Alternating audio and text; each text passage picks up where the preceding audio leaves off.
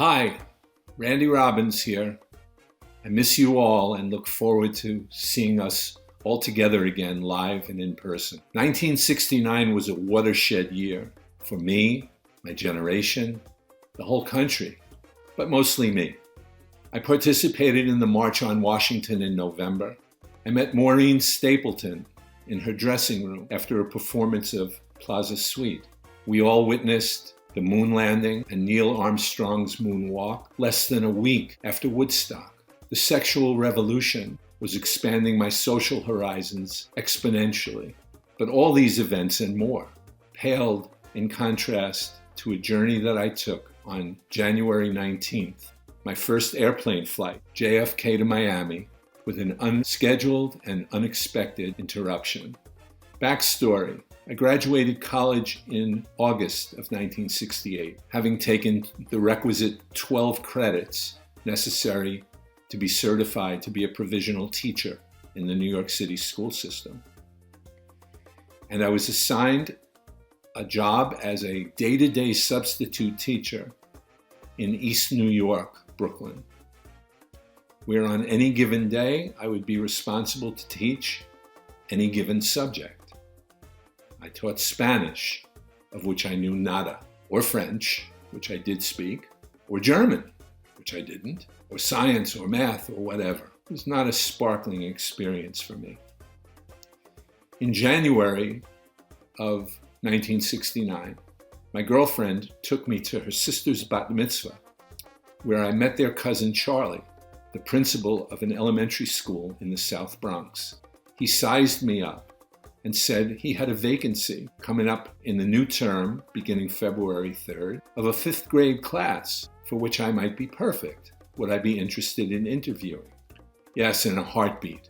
I interviewed a few days later and accepted the job offer. So now I was free, except for the last few days working in the junior high school.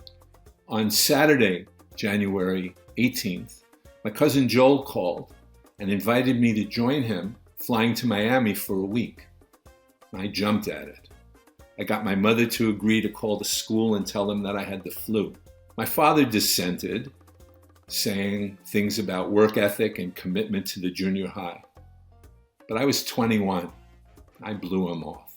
Hijackings weren't so uncommon in the 60s. In fact, on the 19th, 2 planes were hijacked. And as we boarded the 9 a.m. flight, my cousin profiled the guy in a middle seat and whispered, "That's the guy." I agreed. What did we know? Our seats were way in the back of the second coach cabin, and we proceeded to fall asleep. About an hour and a half or 2 into the flight, we heard a hubbub, and then the public address system came on. Ladies and gentlemen, this is Captain Smith. There's a gentleman in the forward cabin with a hand grenade. He is indicating he would like to go to Cuba. We will comply. We will be in radio contact with the Jose Marti Airport shortly. So sit back, relax, and have a drink on Eastern. We complied several times. We were 21.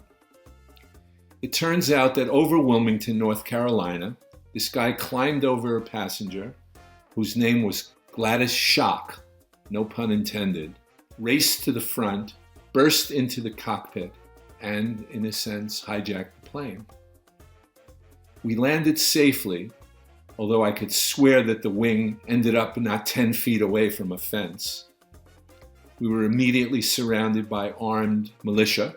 They all looked like Pancho Villa. Now, DC-8s were too big and too bulky to take off. The runways were too small at the Jose Marti Airport. So only the captain, crew, and several elderly or sick people were allowed to fly back directly.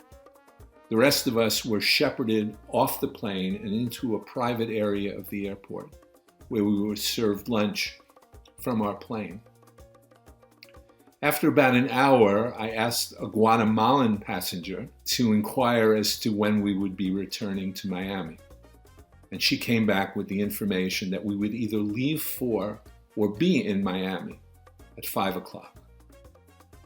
Well, 5 o'clock came, and they put us on 4 buses. Now, I'm no genius in geography, but I knew that we were not going back to Miami by bus. And I was right. We proceeded to be driven, able to look at the lush scene of Cuba, to the Varadero Internacional Airport, where the Swiss embassy was to negotiate for Eastern to send prop planes to take us back to Miami.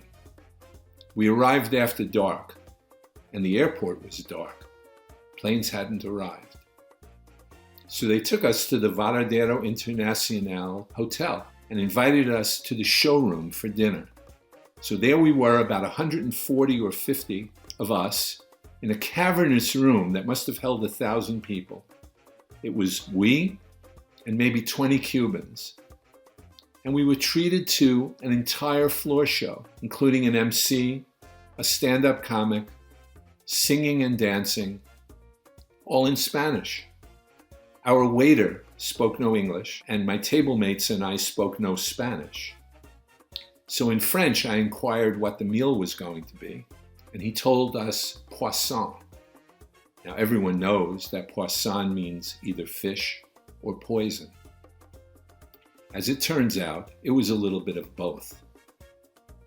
Around 1 a.m., they put us back on the buses and took us to the airport where 2 prop planes were waiting. Took off and flew back to Miami. Somewhere turbulence took place, the plane started dipping, and I became violently ill. They needed to use smelling salts to shock my body back into whatever sense of normalcy. We arrived in Miami, and I was sick for the entire week. One day, I felt well enough to go out to the beach. And on that day, I was stung by a man of war and needed to go to the hospital for treatment. Incidentally, when he learned of my hijacking, my father said, "Serves him right." Now, what the other 170 people did to deserve that fate remains unclear. Later that night of the man of war experience, I felt well enough to go out to dinner. My cousin Joel and I strolled along, and a woman stopped us and asked me how I was. I had no idea who she was. Turns out it was Gladys Schock, the lady who sat next to the hijacker. And she remembered me from the plane, having been so sick. So I must have made an impression. Postscript. Following Sunday, when it was time to return, I was booked on the 9 o'clock flight, my cousin on the 10. Both flights were sold out. And a man came running to the desk, begging to get on the 9 o'clock flight, and he had a ticket for the 10, saying that he would miss his connection to Europe. Flying was so easy then. We just switched tickets. So he flew on the 9 and I on the 10. When we arrived in JFK, I went to look for the luggage from the 9 o'clock flight, only to learn that the 9 o'clock flight never made it. They had to turn around for engine trouble. So the guy who switched with me missed his connection after all. I've often wondered what he did to deserve his fate. Thank you.